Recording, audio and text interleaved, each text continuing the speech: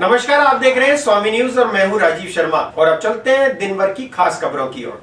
सम्राट पृथ्वीराज चौहान जिला स्तरीय टेनिस प्रतियोगिता का उद्घाटन समारोह आज कुंदननगर स्थित राजपूत हॉस्टल में संचालित Hillview school of tennis academy परिसर में आयोजित किया गया। इस कार्यक्रम में मुख्य अतिथि राजस्थान पुलिस के सेवानिवृत्त अपर पुलिस अधीक्षक विक्रम सिंह राठौर और कार्यक्रम की अध्यक्षता कर रहे सम्राट पृथ्वीराज चौहान समारोह समिति के संयोजक कमल प्रकाश कृष्णानी ने सम्राट पृथ्वीराज चौहान की जीवनी पर प्रकाश डाला। साथ ही प्रतियोगिता में भाग ले रहे प्रतियोगियों को शीर्ष पर पहुंचने के लिए मन में दृढ़ निश्चय और अनुशासित होने की बात कही। राजस्थान पुलिस के सेवानिवृत्त अपर पुलिस अधीक्षक विक्रम सिंह राठौड़ ने कहा कि किसी भी व्यक्ति को शीर्ष पर पहुंचने के लिए मन में दृढ़ निश्चय और अनुशासित होना जरूरी है। कुंदननगर स्थित राजपूत हॉस्टल में संचालित Hillview school of tennis academy परिसर में आयोजित सम्राट पृथ्वीराज चौहान जिला स्तरीय टेनिस प्रतियोगिता के उद्घाटन समारोह के मुख्य अतिथि राठौड़ ने युवा पीढ़ी का आह्वान करते हुए कहा कि मोबाइल का बढ़ता प्रचलन हमारी संस्कृति के लिए खतरा बना रहा है। उन्होंने सम्राट पृथ्वीराज चौहान की जीवनी पर प्रकाश डालते हुए कहा कि वे एक निपुण और प्रख्यात तीरंदाज थे। अपनी इसी कला से उन्होंने इतिहास रच दिया था।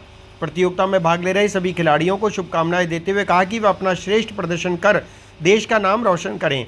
आगामी वर्षों में इस प्रतियोगिता को व्यापकता प्रदान करने हेतु पूरे प्रयास किए जाएंगे। समारोह की अध्यक्षता कर रहे सम्राट पृथ्वीराज चौहान समारोह समिति के संयोजक कमल प्रकाश कृष्णानी ने कहा कि खेल प्रतियोगिताओं के माध्यम से हमारे राष्ट्र नायकों की जीवनी जन जन तक पहुंचती है। उन्होंने कहा कि शीघ्र ही ऐसे विश्वविद्यालय की स्थापना के प्रयास किए जाएंगे जहां खेलों को प्राथमिकता के साथ साथ पढ़ाई भी जारी रखी जा सके। इससे पूर्व प्रतियोगिता के आयोजन सचिव राहुल सिंह चौहान ने बताया कि 4 दिवसीय स्पर्धा के अंतर्गत सब जूनियर से लेकर विभिन्न वर्गों में एकल और डबल्स मुकाबले आयोजित किए जाएंगे। इस अवसर पर विशिष्ट अतिथि अपर पुलिस अधीक्षक मुकेश सैनी, अपर पुलिस अधीक्षक भागचंद मीणा, प्रमुख उद्योगपति राजेश गोयल, आयोजन समिति की सदस्य रेखा गोयल उपस्थित रहे। समारोह का संचालन अंतर्राष्ट्रीय बास्केटबॉल तकनीकी अधिकारी विनीत लोहिया ने किया। प्रतियोगिता के सभी मुकाबला प्रातः और सायंकालीन सत्र में खेले जाएंगे। सभी विजेता और उपविजेता खिलाड़ियों को पृथ्वीराज स्मारक पर 2 जून को आयोजित होने वाले मुख्य समारोह में पुरस्कार प्रदान किए जाएंगे। यह समारोह 2 जून को शाम 6 बजे प्रारंभ होगा। जय हिंद, good morning to everybody.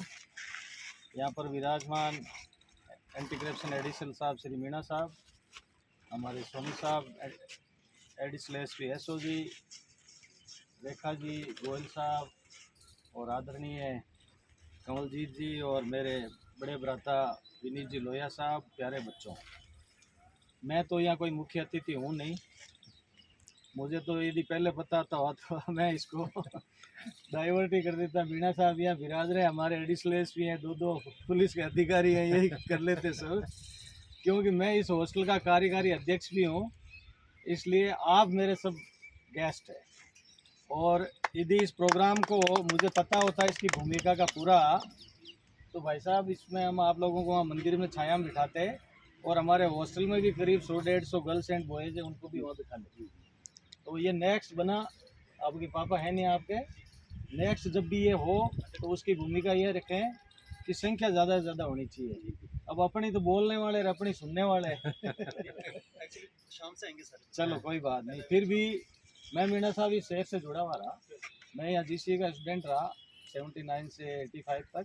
Hostel में था, हॉस्टल कल्चर सेक्रेटरी भी रहा, स्पोर्ट्स में भी रहा, गेम्स में भी रहा, फुटबॉल में भी रहा। और मैंने लोहिया साहब को लाइव खेलते हुए देखा है। यदि उस टाइम आप इनका गेम देखते तो आपको लगता कि जैसे कोई आदमी के शरीर में जैसे चीते जैसी फुर्ती होती है ना, वैसी फुर्ती थी इनकी। और जो बॉल फेंक दी वो रिंग में ही जाएगी। गवर्नमेंट कॉलेज अजमेर एक ऐसी कॉलेज रही है सर, जहाँ पे गुरुजी भगवान सिंह जी ने बास्केटबॉल में इंटरनेशनल प्लेस दिए। ये एक धरती ऐसी रही जिसमें फर्स्ट 5 इंडिया GCA के खेलते थे। और मॉस्को ओलंपिक में जोड़ जी, परमजीत काफ़ी अपने यहाँ से इंटरनेशनल गए, अनु जी वगैरह। तो ये एक ऐसी धरती रही है, हमने वो चीज़ें सब लाइव देखी है। अभी जो आप फरमा रहे थे कि अभी ऐसा प्रोग्राम किया, तो हमारे मन में ये आया कि भाई गुरुजी का नाम जिंदा रहना चाहिए। वो एक ऐसी शख्सियत थी, तो हमने एक एक्स हॉस्टल का प्रोग्राम किया और थ्रू मान सिंह ने उनको रुकाया। और ये जो सामने आप कोर्ट देख रहे हैं, ये गुरुजी भगवान सिंह जी के नाम से कोर्ट बना रहे हैं। फिर उनकी एक स्टेच्यू भी लगाएंगे और उनका एक प्रोग्राम भी करेंगे। इस हॉस्टल कैंपस में ये 2 गर्ल्स बिल्डिंग्स हैं, एक ये और वो, एक ये बॉयज़ है, एक वो बॉयज़ है। और वो माता जी का मंदिर है, अंदर डिजिटल लाइब्रेरी, एक शूटिंग रेंज भी है। तो हम तो यहाँ शुरू से ही जुड़े हुए हैं, तो धीरे धीरे ये डेवलपमेंट हो गया। और लोहिया साहब पीछे ही विराजते हैं। बेसिकली कुंदन नगर में काफ़ी कोचेज रहते हैं। लोहिया साहब है, राम निवास जी हैं, महिपाल जी हमारे साथी थे वो चले गए, अजीत है, बल्ला है, काफ़ी कुंदन नगर में कोचेज रहते हैं, तो आ भी जाते हैं। और हमें तो बड़ी खुशी की बात है कि भरत जी ने इतना अच्छा ये ग्राउंड डेवलप किया कि आप लोग यहाँ पुलिस अधिकारी इसकी सेवाओं का आनंद ले रहे हैं। गेम्स का ऐसा है बच्चों, ये बहुत बड़ा डिबेट का सब्जेक्ट है। मैं इतना आपका टाइम लूँगा नहीं, हो सकता है एक मैच आप भी खेलो और हमारे पुलिस अधिकारी भी इसका वेट कर रहे होंगे। ये जब से सृष्टि चली है, बिना खेलों के आदमी जी नहीं सकता। मनुष्य एक सामाजिक प्राणी है और उसको खेलों के साथ रहना ही पड़ेगा। अब यदि अपन खाली वर्तमान परिवेश की बात करें तो अब आप गेम्स को ऐसा नहीं समझें। हमारे टाइम में तो इतनी सुविधाएं भी नहीं थी। आजकल तो मैंने अभी राज्यवर्धन सिंह जी का स्पीच सुना, उसमें उन्होंने ये कहा कि 8 साल से बड़े उम्र के बच्चे भी हम ले रहे हैं और उस पर सेंट्रल गवर्नमेंट एक बच्चे पे 5 लाख रुपए खर्च करेगी सर। और आज की तारीख में गेम्स का फ्यूचर जो है इतना हो गया है कि आप यदि अपना जीवन खेल कोई चुन लो तो आप टॉप लेवल पे जा सकते हो। होना चाहिए आप में दृढ़ निश्चय, अनुशासन, ये आपके वैसे ही खिलाड़ियों के गुण हैं, ये आप में होने चाहिए। टारगेट 1 होना चाहिए आपका और आप में उस लेवल की प्रतिज्ञा होना चाहिए। अब ये सब्जेक्ट ही सिर्फ पृथ्वीराज चौहान का है, तो पृथ्वीराज चौहान के बारे में तो आप जानते ही हो, ये भी एक बहुत बड़े खिलाड़ी थे। पता है क्या आपको? हो सकता है इतिहास में नहीं हो, पर ये कहते हैं ऐसा कि जब पृथ्वीराज चौहान मोहम्मद गोरी से 1192 में तराइन के युद्ध में हार गए थे, तो उसके बाद गोरी उनको कैद करके गौर ले गया था।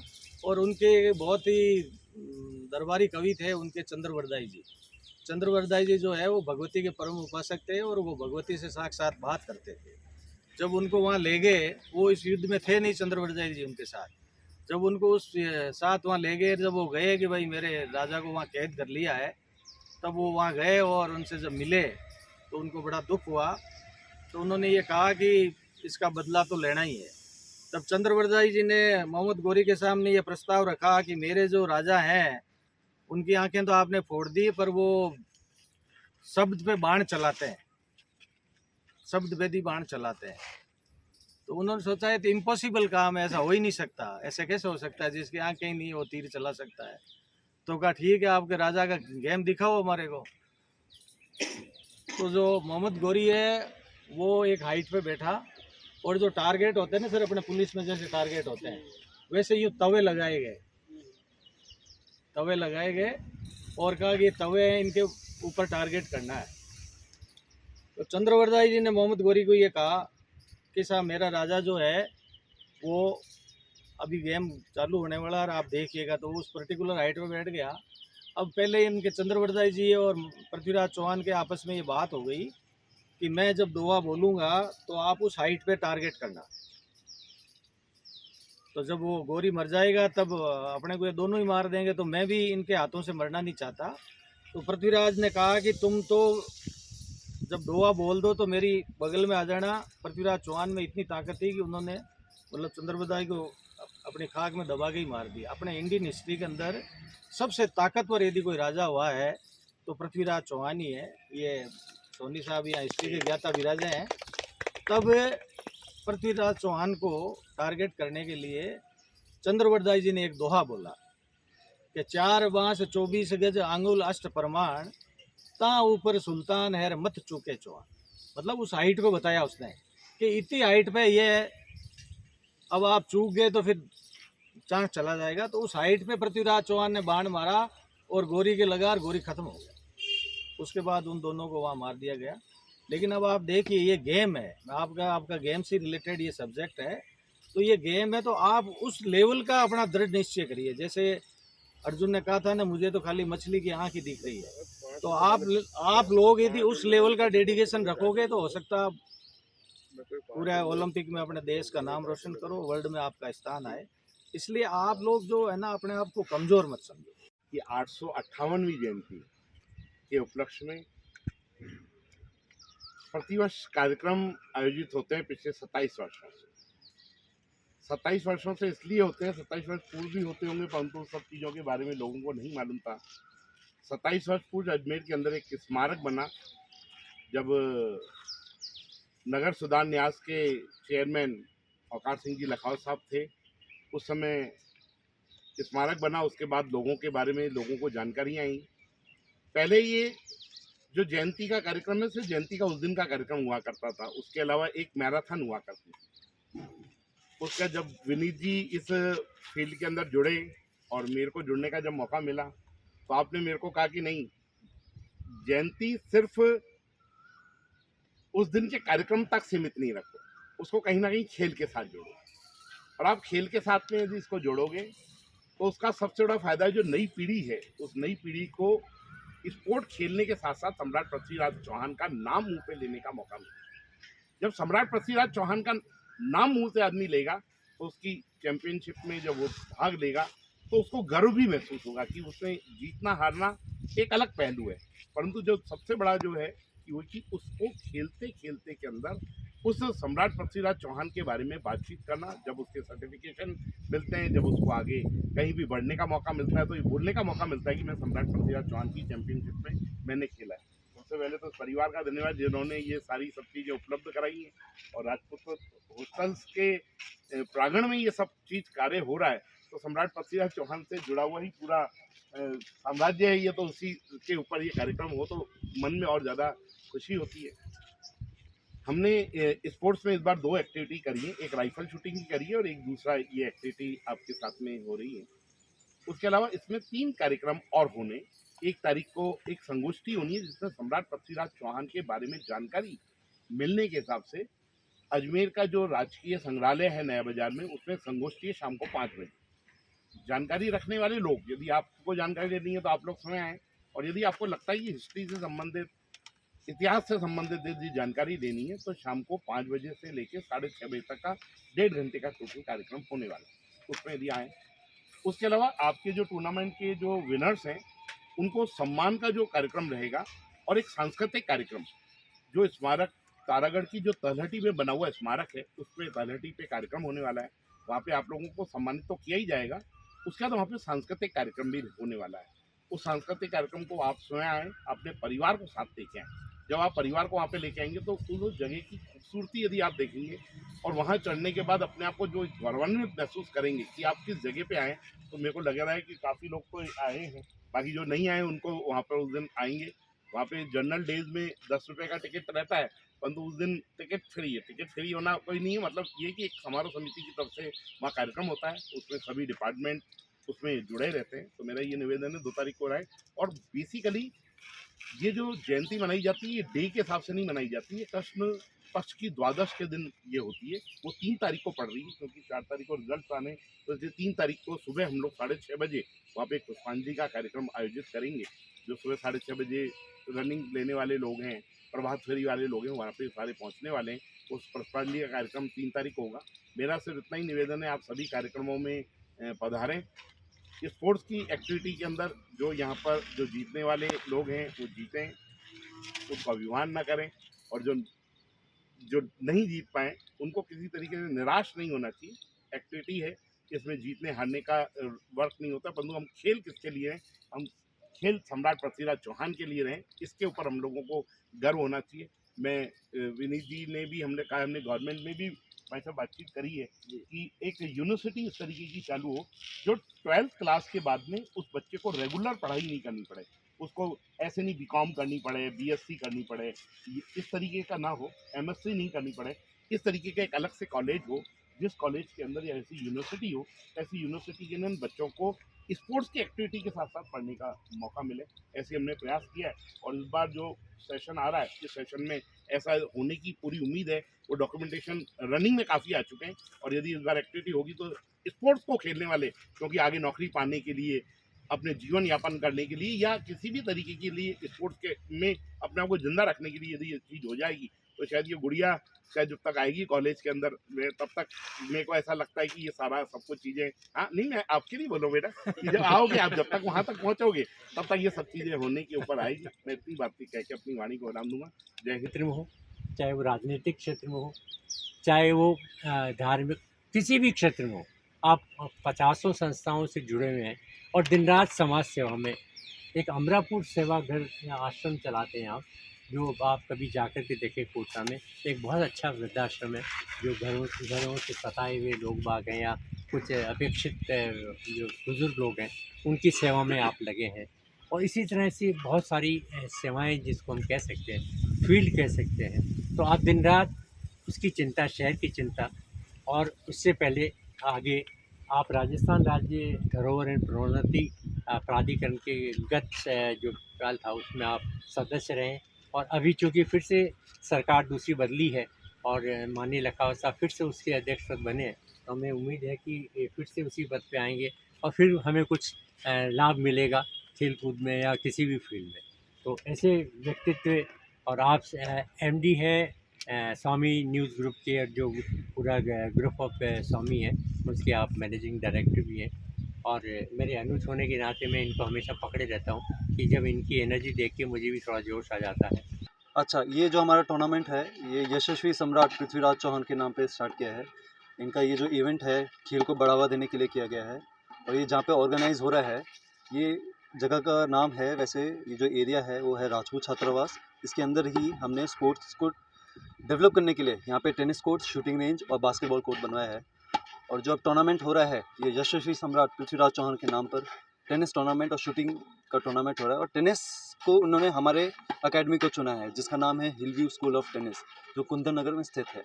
इसका नाम हिलव्यू इसलिए पड़ा क्योंकि जो हिल है मदार की, इसके बिल्कुल नीचे उसका व्यू आता है हिल का, इससे इसका नाम पड़ा हिलव्यू और स्कूल ऑफ टेनिस। नॉर्मली आप अकेडमी का नाम सुनते हैं, लेकिन हमने टेनिस का नाम दिया स्कूल ऑफ टेनिस। तो यहाँ पे हम लोग ये टूर्नामेंट करा रहे हैं, हर साल हम लोग कराते हैं। जो हमने सबसे पहले जो टूर्नामेंट कराया था, हमने सिर्फ 2 इवेंट से चालू किया था, जूनियर्स और सीनियर्स। और अब जो ये 3rd एडिशन हो रहा है इसका, इसमें हमने बहुत सारी 10 कैटेगरी रखी है। 2 से 10 बहुत लंबा गैप है, बहुत बड़ा जंप है, तो बहुत बड़ा इम्प्रूवमेंट है। ये सिर्फ अपने राजीव जी गोयल हैं और आपके जितने भी समिति हैं, अजमेर विकास प्राधिकरण, अपना पर्यटन विभाग, नगर निगम, इनके सबके सपोर्ट से हम ये सब कर पाए, क्योंकि हमें अच्छा इसमें फंड रेज हुआ है। तो इसमें हमारे इवेंट्स हैं अंडर 8, छोटे छोटे बच्चे हैं जिसमें 6-7 साल के बच्चे से पार्टिसिपेशन स्टार्ट होगा। Under 8, under 10, under 12 up to under 18। इसके साथ साथ सिंगल्स के साथ साथ हमने डबल्स भी रखा है, जो कि कहीं मतलब यहाँ पे जैसे 9 टेनिस अकेडमी है, सब अपने अपने टूर्नामेंट कराते हैं। इसमें जूनियर डबल्स बहुत कम देखने को मिलता है, लेकिन हमने यहाँ पे डबल्स को भी बढ़ावा दिया है। बच्चे सिंगल्स भी खेलेंगे और अपने डबल्स प्रतियोगिता भी खेलेंगे। और हमने कैटेगराइज भी कर रखा है गर्ल्स और बॉयज़ के लिए। गर्ल्स का अलग इवेंट होगा, बॉयज़ का अलग इवेंट होगा। कहीं कहीं ऐसा होता है कि जहाँ एंट्री कम होती है, गर्ल्स और बॉयज़ को मिक्स कर देते हैं, लेकिन हमने ऐसा नहीं किया। गर्ल्स को उनका अपना पोटेंशियल प्रूव करने के लिए उनका अलग जगह दी है, और जो छोटे बच्चे मेंस जो मतलब बॉयज़ हैं उनको अलग हमने उनका कैटेगरी में अच्छा प्रदर्शन करने का, अच्छा पोटेंशियल प्रूव करने का उनका अलग मौका दिया गया है। ये इस टूर्नामेंट की जानकारी थी, और ये आज से स्टार्ट होगा 27 से, और हम 30 या 31 को इसका समापन करेंगे। और इसका जो क्लोजिंग सेरेमनी होगा वो हमारे तारागढ़ के बिल्कुल टॉप पे अच्छे व्यू सिनेरियो के साथ इसके और अपने जो अच्छे पर्सनैलिटीज़ के प्रेजेंस में इसका समापन होगा, जो हर एक प्लेयर के लिए एक नया एक्सपीरियंस रहेगा। और हम कोचेज़ बहुत प्राउड फील करते हैं कि हमें ऐसा ये मौका दिया गया ये टूर्नामेंट कराने का। आपका नाम?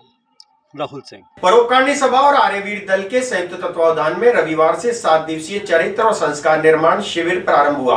इस कार्यक्रम में मुख्य अतिथि महर्षि दयानंद सरस्वती विश्वविद्यालय के पूर्व विभाग अध्यक्ष प्रोफेसर सर्वेश पालरिया और राजस्थान सरकार में पूर्व वित्तीय सलाहकार गोविंद देव व्यास ने कार्यक्रम का शुभारंभ ध्वजारोहण के साथ किया। उन्होंने उपस्थित आर्यवीर दल के उपस्थित प्रशिक्षणार्थियों को लक्ष्य तक पहुंचकर दृढ़ निश्चय की बात कही। परोपकारिणी सभा और आर्यवीर दल के संयुक्त तत्वावधान में रविवार से 7 दिवसीय चरित्र और संस्कार निर्माण शिविर प्रारंभ हुआ। इस कार्यक्रम में मुख्य अतिथि महर्षि दयानंद सरस्वती विश्वविद्यालय के पूर्व विभागाध्यक्ष प्रोफेसर सर्वेश पालरिया, राजस्थान सरकार में पूर्व वित्तीय सलाहकार गोविंद देव व्यास ने कार्यक्रम का शुभारंभ ध्वजारोहण के साथ किया। इस मौके पर गोविंद देव व्यास ने कहा कि छात्र छात्राओं को सर्वांगीण विकास के लिए शारीरिक मानसिक शिक्षा के साथ साथ आत्मिक शिक्षा पर भी ध्यान देना चाहिए। प्रोफेसर सर्वेश पालरिया ने कहा कि आर्यवीर दल के 3 उद्देश्य हैं: संस्कृति, रक्षा, शक्ति संचय और सेवा कार्य को अपनाना चाहिए।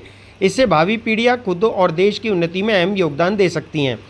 रविवार से शिविर में बच्चों युवाओं के लिए प्रशिक्षण की शुरुआत हुई। आत्मरक्षा के लिए जूडो, कराटे, लाठी संचालन का प्रशिक्षण दिया गया। कार्यक्रम का संचालन डॉक्टर विश्वास पारिक ने किया।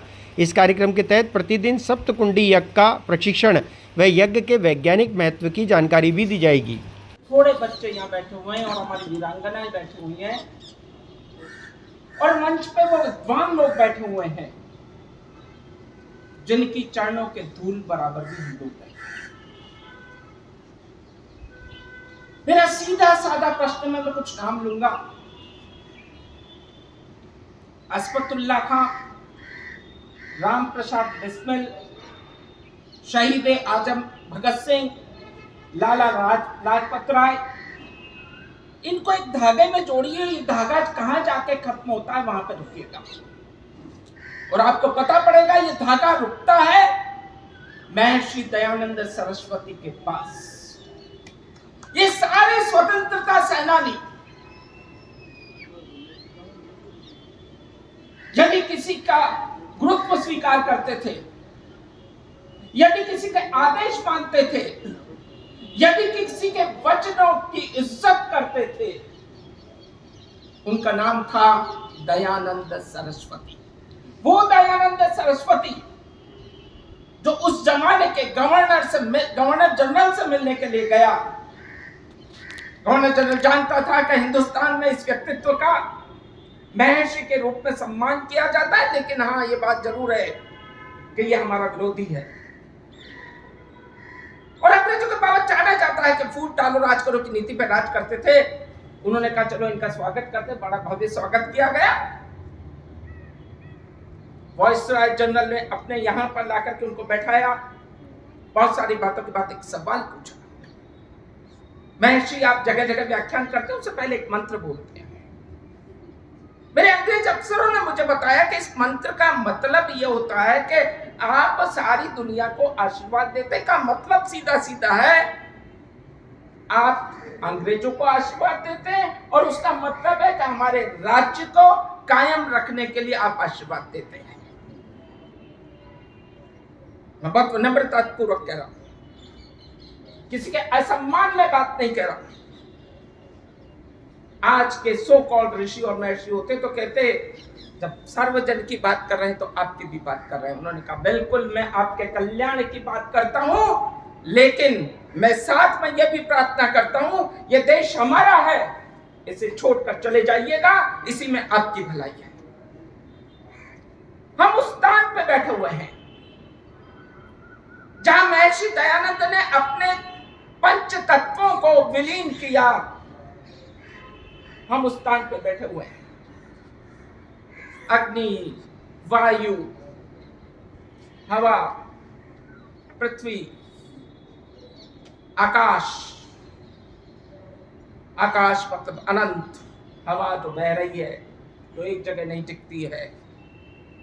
अग्नि जो आप इस समय सहन कर रहे हैं, मैं जब यहाँ आया और जो ही गाड़ी से उतरा मुझे लगा कि मैं बहुत झुलस जाऊंगा। आज ऋषि उद्यान प्रांगण में आर्यवीर दल अजमेर की ओर से 45वां चरित्र एवं संस्कार निर्माण शिविर का उद्घाटन यहाँ पर किया गया, जिसके अंतर्गत यह शिविर आवासीय शिविर रहेगा।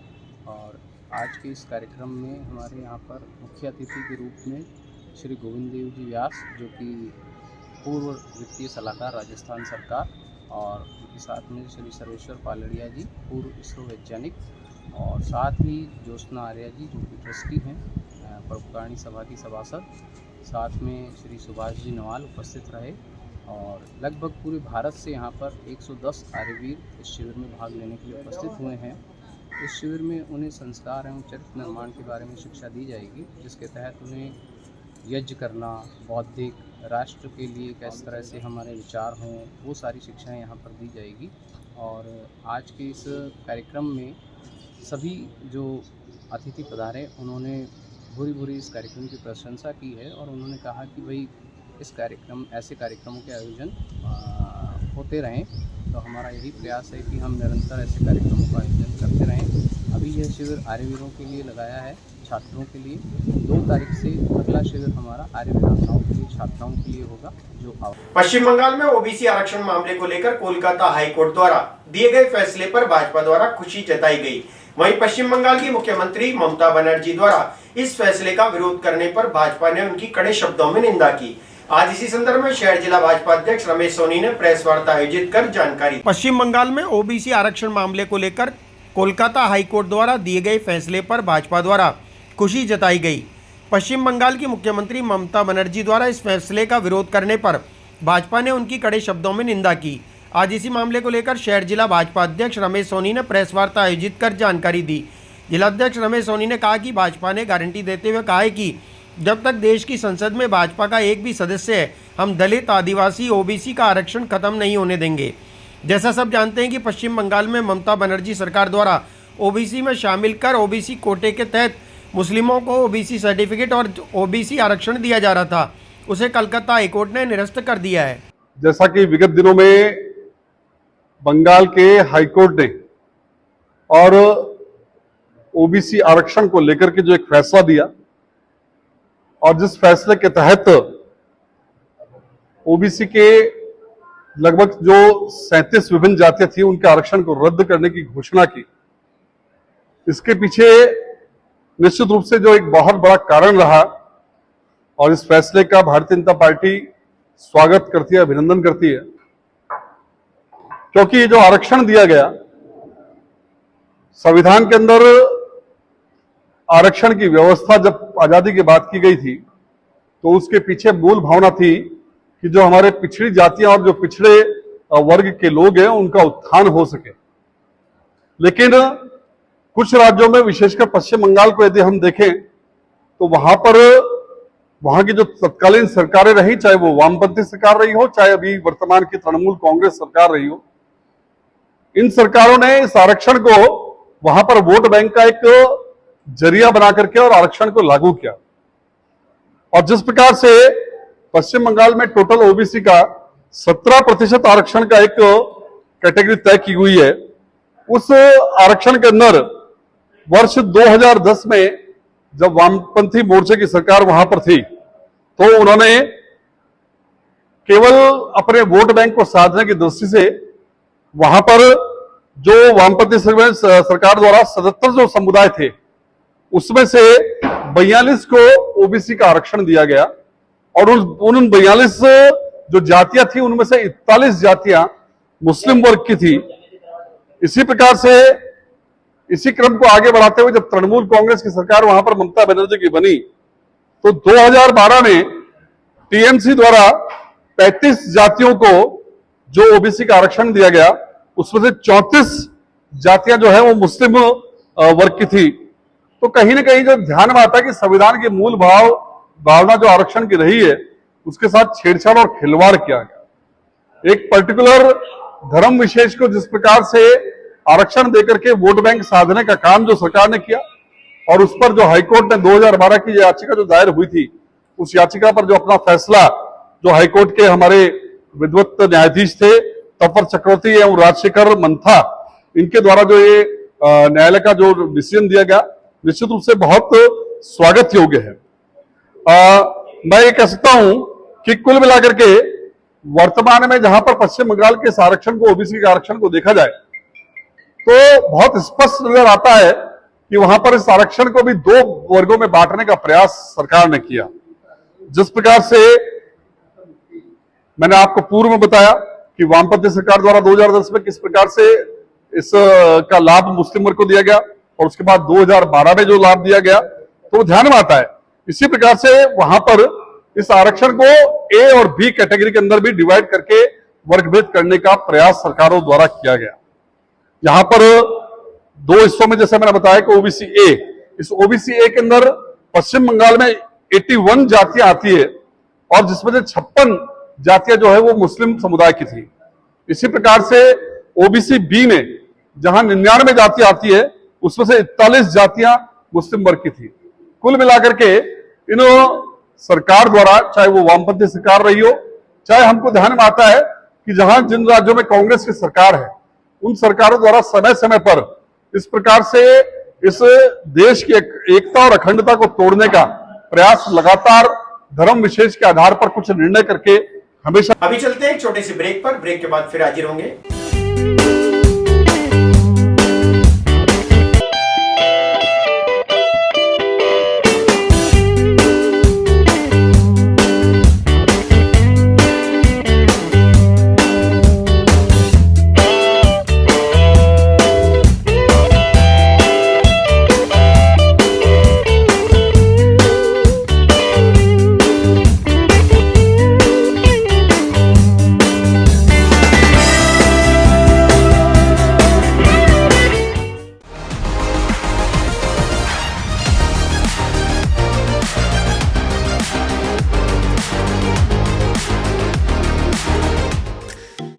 Papili. Pizza Point, Kangor. For delicious moments.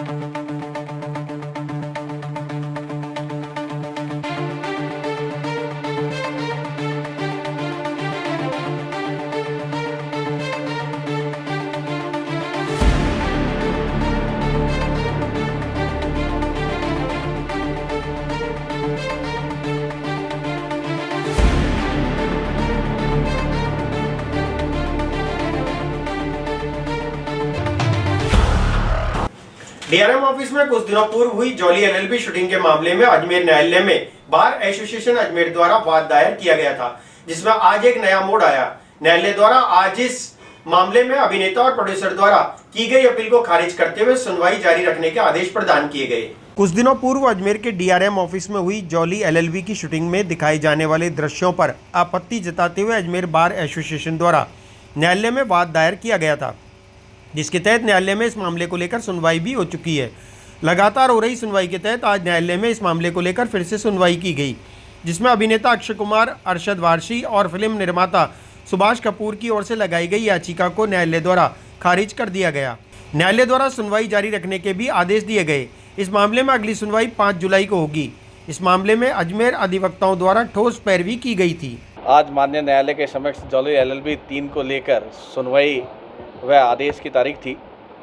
आज अरशद वारसी, अक्षय कुमार और संजय कपूर और दूसरी प्रार्थना पत्र डीआरएम की तरफ से था, जो प्रार्थना पत्र इस बाबत लगाया गया था कि दावा चले या नहीं चले, उसको लेकर आज माननीय न्यायालय उत्तर द्वारा एक आदेश पारित किया गया, जिसमें दोनों प्रार्थना पत्र खारिज किए गए, ये कहते हुए कि जो 7/11 के जो प्रोविज़न है सिविल न्यायालय के, उसके तहत ये नहीं आता है, इसलिए दोनों ही प्रार्थना पत्र माननीय न्यायालय द्वारा खारिज किए गए और आगामी तारीख 5 जुलाई दी गई, जिसके अंदर स्थगन को लेकर बहस होगी और ये पिक्चर आगे बने नहीं बने, ये एक आगे जाके जो 5 जुलाई को जो होगा उसमें होगा। बाकी जो वाद के अंदर प्रोसीजर होता है, सिविल प्रक्रियाएं जो होती हैं, वह प्रक्रिया पूर्ण रूप से चलेंगी और उसके अंदर सभी प्रकार के मेरिट के ऊपर जितनी भी साक्ष्य के साथ में जो दस्तावेज आएंगे वे अब श्रीमान के समक्ष आएंगे और इसकी आगामी दिनों में तारीखें भी पड़ेंगी और इसकी भविष्य जो है वह अब माननीय न्यायालय के हाथ में है कि ये पिक्चर किस दिशा की ओर जाएगी। अजमेर कोर्ट में अजमेर उत्तर सिविल अदालत यस विश्नोई जी की अदालत है, जिसमें हमने एक दावा प्रस्तुत किया था अक्षय कुमार, अरशद वारसी और सुभाष कपूर के खिलाफ, और डीआरएम अजमेर के खिलाफ जिला कलेक्टर को भी हमने पार्टी बनाया था।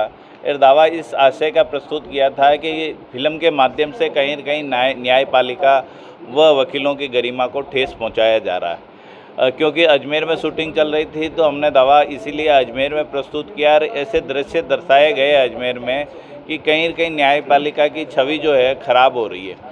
कहते हैं कि पिक्चरें जो समाज का दर्पण है और आम आदमी हर एक कोर्ट में नहीं आता, मुश्किल से 5% लोग कोर्ट में आते हैं और कोर्ट में आने के बाद वो जो दृश्य देखते हैं, जो नहीं आने वाले वकील दृश्य देखते हैं या आम पब्लिक दृश्य देखती है, तो उनकी छवि वकीलों की, जजेस की खराब होती है पिक्चरों के माध्यम से। इस दावे को लेकर अरशद वारसी और अक्षय कुमार की तरफ से माधव मित्र वकील आए, उन्होंने 7/11 सीपीसी के तहत एक प्रार्थना पत्र प्रस्तुत किया अदालत में, और डीआरएम की तरफ से बसंत जी विजयवर्गीय ने एक प्रार्थना पत्र 7/11 का ही प्रस्तुत किया, और विवेक पारस जी जिलाधीश की तरफ से एक प्रार्थना पत्र और अपना वकालतनामा प्रस्तुत किया। न्यायालय ने सभी अपोजिट काउंसिल्स के प्रार्थना पत्र को ध्यान से सुना। बहस सुनने के बाद उन्होंने माना कि ये दावा चलने योग्य है। 7/11 का उनका प्रार्थना पत्र अक्षय कुमार का आज खारिज कर दिया है। अब पिक्चर चलेगी या नहीं चलेगी, स्टे एप्लीकेशन अभी पेंडिंग है। स्टे एप्लीकेशन पे 5 जुलाई को बहस होनी है और उनके तरफ से जवाब आना है। दावा कंटिन्यू चलेगा, अंतिम निर्णय इस दावे में पेश होगा। जो भी तथ्य और एविडेंस कल अजमेर शहर के रेलवे स्टेशन के सामने रेस्टोरेंट में सिलेंडर फटने से लगी भीषण आग को देखते हुए अजमेर जिला कलेक्टर के निर्देश पर रसद विभाग द्वारा शहर के रेस्टोरेंट और हलवाई की दुकानों पर चेकिंग अभियान चलाया गया। अभियान के दौरान रसद विभाग के अधिकारी द्वारा चाट की दुकान से 100 किलो गैस के अनेक सिलेंडर बरामद किए गए। कल अजमेर शहर के रेलवे स्टेशन के सामने रेस्टोरेंट में सिलेंडर फटने से लगी भीषण आग को देखते हुए अजमेर जिला कलेक्टर के निर्देश पर रसद विभाग द्वारा शहर के रेस्टोरेंट और हलवाई की दुकानों पर चेकिंग अभियान चलाया गया। इस बारे में रसद अधिकारी नीरज जैन ने जानकारी देते हुए बताया कि केसरगंज स्थित खंडेलवाल चाट भंडार के यहां से करीब 100 किलो गैस के सिलेंडर बरामद किए गए हैं। उन्होंने कहा कि इतनी ज़्यादा मात्रा में दुकान या रेस्टोरेंट में सिलेंडर रखने से स्थिति कभी भी भयावह और विस्फोटक हो सकती है। उन्होंने बताया कि खपत के हिसाब से देखा जाए तो एक सिलेंडर ही बहुत होता है, लेकिन ज़्यादा मात्रा में सिलेंडर रखने से हादसे के समय स्थिति पर काबू पाना मुश्किल हो जाता है। साथ ही उन्होंने सभी दुकानदारों से अपील भी की है कि वे अपने यहाँ पर अग्निशमन यंत्र जरूर रखें। कल स्टेशन रोड पे जो हादसा हुआ है उसके मद्देनज़र जिला कलेक्टर महोदय के निर्देशानुसार सभी संबंधित होटल, हलवाई आदि को चेक करने का अभियान हमने आज शुरू किया है। और आप देख रहे हैं कि हमने करीब 12-14 सिलेंडर पकड़े हैं। और खंडेलवाल चाट भंडार है केसरगंज में, वहाँ हमें 100 किलो से ज़्यादा गैस एक जगह मिली है। ये काफ़ी ख़तरनाक हो जाता है क्योंकि अमूमन एक दुकान की खपत एक सिलेंडर की हो सकती है, लेकिन लोग एक ही स्थान पर 5-5, 6-6 व्यावसायिक सिलेंडर रखते हैं। तो जो 100 किलो एक जगह गैस एक जगह पे है वो बहुत ख़तरनाक है। यदि कोई दुर्घटना हो जाए तो स्थिति अत्यंत भयावह विस्फोटक हो सकती है। तो मैं सभी से अपील करूंगा कि अपनी दुकान में केवल एक सिलेंडर ही रखें, जितना कम होगा उतना अच्छा रहेगा। और आपका ख़त्म हो जाता है सिलेंडर, आप दूसरा ले आइए, ऐसे इंतज़ाम रखिए। और हमारा ये अभियान निरंतर जारी रहेगा। सभी को साथ में जितने भी दुकान वाले हैं, हलवाई हैं, रेस्टोरेंट है, मैं इनसे ये भी अपील करता हूँ कि अग्निशमन यंत्र ज़रूर लगाएं और समय समय पर इसको रिन्यू कराते रहें ताकि हम किसी ऐसे हादसे से बच सकें। गर्मी को लेकर भी हाँ, गर्मी से भी, अभी गर्मी से सारी चीज़ें प्रभावित हो रही हैं, तो इस आशंका से मना नहीं किया जा सकता कि सिलेंडर प्रभावित नहीं होगा। और हमारा अभियान ये निरंतर जारी रहेगा। जिला पुलिस अधीक्षक के निर्देश पर दरगाह थाना पुलिस द्वारा मोबाइल गैंग के खिलाफ अभियान चलाया जा रहा है। आज इसी के तहत दरगाह थाना पुलिस ने 21 कीमती मोबाइल सहित 4 आरोपियों को गिरफ्तार कर लिया। पुलिस ने बताया कि सभी मोबाइल की कीमत करीब 6.5 लाख रुपए है। पुलिस आरोपियों से अन्य चोरियों के बारे में भी पूछताछ कर रही है। अजमेर पुलिस अधीक्षक के निर्देश पर अजमेर की दरगाह थाना पुलिस द्वारा मोबाइल चोरों के खिलाफ विशेष अभियान चलाया जा रहा है। आज दरगाह थाना पुलिस ने बड़ी कार्रवाई करते हुए 4 शातिर मोबाइल चोरों को गिरफ्तार कर लिया। पुलिस ने जानकारी देते हुए बताया कि चोरों के कब्जे से 21 कीमती मोबाइल बरामद किए गए हैं, जिनकी कीमत करीब 6.5 लाख रुपए है। दरगाह थाना पुलिस चारों आरोपियों से अन्य चोरियों के बारे में भी पूछताछ कर रही है। पूर्व में भी पुलिस द्वारा लाखों रुपए के कीमती मोबाइल बरामद किए जा चुके हैं। कल रात्रि में करीब 21 मोबाइल इनसे जब्त की, इसमें 4 मुलजिमों को गिरफ्तार किया गया और रिमांड के लिए न्यायालय भेजा। क्या मामला था सर? और दरगाह क्षेत्र में, दरगाह परिसर में ज़ायरीन जो आते हैं कि मोबाइल जो है या तो मिसिंग होना या किसी से गिर, इसलिए ये जो गिरोह है ये मोबाइलों को खरीदता है और ख़रीदने के बाद में आगे सर्कुलेट करते हैं या आगे इनका क्या प्रक्रिया रहती है, इसकी तफ्तीश जारी है। इन चारों से करीब 21 मोबाइल बरामद किए गए। कहाँ के रहने वाले हैं, क्या नाम है? ये दरगाह क्षेत्र के आसपास के इलाके रहने वाले। सर पूर्व भी इनके खिलाफ कुछ इनके भी रिकॉर्ड लिया जा रहा है। सर कुल कितने मोबाइल बरामद किए और इनकी कीमत क्या होगी? करीबन 21 मोबाइल हैं। अनुमानित मूल्य क्या होगा इनका? अनुमानित मूल्य इनका 6,10,000। जी सर, इनके क्या नाम है सर? इनके हैं गयासुद्दीन, मेनल शेख, उस्मान और मुजाहिद। तो ये क्या चारों यहाँ की रहने वाले? चारों ही हैं, एक गंज इलाके के हैं और 2 हैं क्लॉकटाउन इलाके के। अभी चलते हैं एक छोटे से ब्रेक पर। ब्रेक के बाद फिर हाजिर होंगे।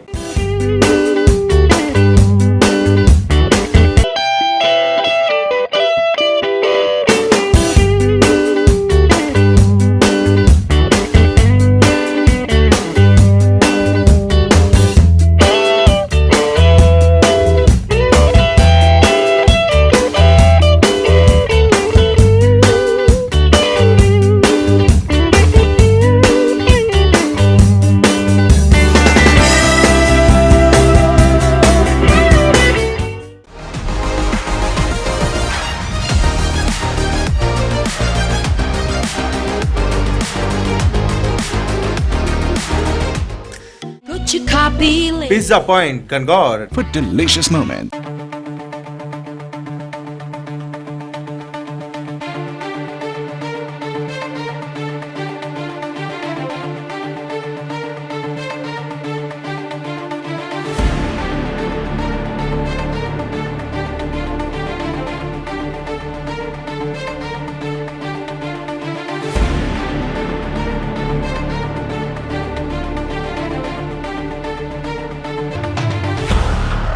नौतपा और बढ़ते तापमान को देखते हुए राज्य सरकार द्वारा राजस्थान के सभी अस्पतालों को मरीजों को सुविधा मुहैया कराने के विशेष दिशा निर्देश प्रदान किए गए।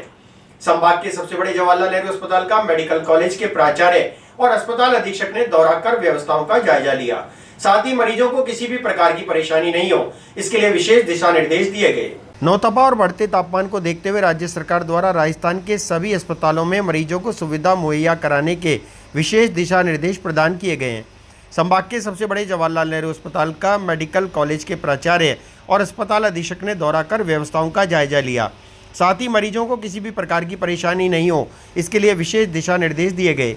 इस मौके पर उन्होंने कहा कि गर्मी के कारण बुखार के मरीज ज़्यादा आ रहे हैं, इसके लिए ऐसे मरीजों के लिए 5 से 6 स्थान पर विशेष व्यवस्था की गई है, जहाँ पर AC वाले वार्ड भी बनाए गए हैं। इसके अलावा सीनियर डॉक्टर्स को राउंड द क्लॉक लगाया गया है। साथ ही यूनिट हेड कैजुअल्टी में दिन में 3 बार राउंड लेंगे। JLN मेडिकल कॉलेज के प्रिंसिपल डॉक्टर वीर बहादुर सिंह ने कहा कि हीट वेव से जुड़े जो भी मरीज अस्पताल आ रहे हैं उन्हें लेकर पर्याप्त तैयारी की गई है, जिसमें दवाइयां, आइस बॉक्स सहित अन्य व्यवस्थाएं की गई हैं और पूरे स्टाफ को अलर्ट मोड पर रखा गया है। अस्पताल का एक रूटीन दौरा था, जो कि हम रूटीन में जैसे आज मैंने 3 अस्पताल देखे हैं। सप्ताह में मैं एक बार 3 अस्पताल दौरा करता हूँ। स्पेशली अब जो टेम्परेचर बढ़ रहा है, उससे हीट रिलेटेड इलनेस के मरीज जो आ रहे हैं हमारे पास, उन मरीजों के राज्य सरकार के गाइडलाइन के अनुसार हमने पूरी व्यवस्थाएं कर दी हैं। हमने कैजुअलिटी में उनके लिए स्पेसिफिक बेड तैयार कर दिए हैं, उसके साथ में कैजुअलिटी वार्ड में कर दिए हैं। पास में हमारा दूसरा वार्ड है, ट्रॉमा वार्ड के पास में हमने एयर कूल्ड AC वाले वार्ड हमने तैयार कर दिए हैं। ऊपर प्रीफैब बेड है हमारे पास 60 बेड का, वो वार्ड हमने तैयार कर दिया है। और एनेस्थीसिया का ICU है, वो रिजर्व कर रखा है।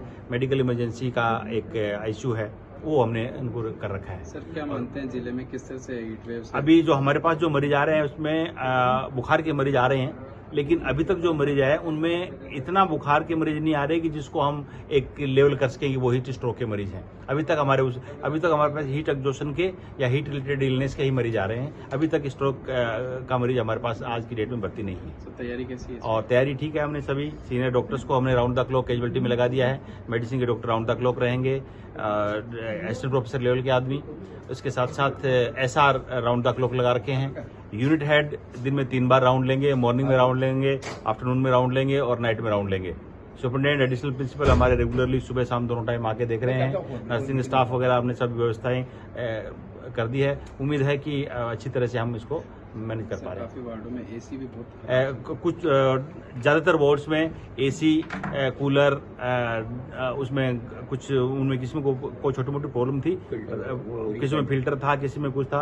अब हमने राउंड द क्लॉक आदमी लगा रखे हैं, वो उसकी रेगुलरली कर रहे हैं। आज पीडियाट्रिक्स को उन्होंने क्लियर कर दिया है, इधर ट्रॉमा को क्लियर कर दिया है, कैजुअलिटी हमारी कूल्ड है। धीरे धीरे करके हम, क्योंकि अब ये टेम्परेचर भी ज़्यादा है। आज जिले भर में देश के प्रथम प्रधानमंत्री स्वर्गीय पंडित जवाहरलाल नेहरू की पुण्यतिथि मनाई गई। इस मौके पर कांग्रेसियों द्वारा उनकी मूर्ति पर माल्यार्पण कर श्रद्धा सुमन अर्पित किए गए।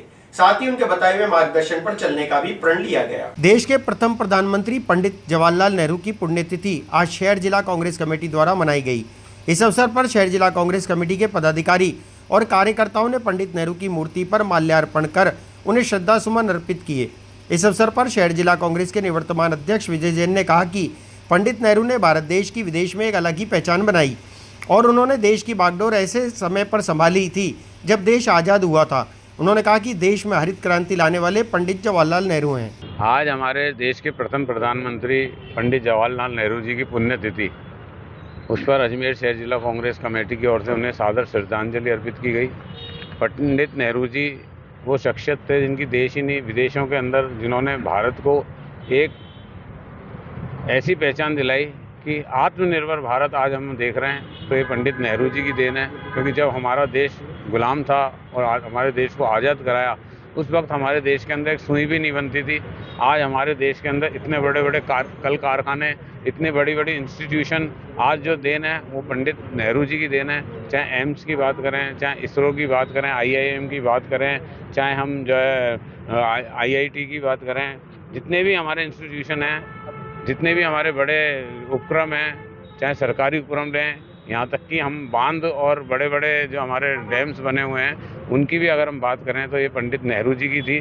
जहाँ देश के अंदर हमारे विदेश का लाल गेहूँ आता था, उसको खाने के लिए जो जिसको जानवर भी नहीं खाता उसको आदमियों को खाना पड़ रहा था, यहाँ के इंसानों को खाना पड़ रहा था। उस वक्त उन्होंने जो है देश के अंदर हरित क्रांति लाकर देश के आज आत्मनिर्भर बनाया। आज हमारा देश आयात कर रहा है। आज हमारा देश जो है सारी चीज़ें जो कर रहा है, आयात निर्यात का जितना भी कारोबार चल रहा है हमारे देश के अंदर, आज अगर देन है तो पंडित नेहरू जी की है। उन्हें एक बार पुनः शत नमन, शत वंदन करता हूं।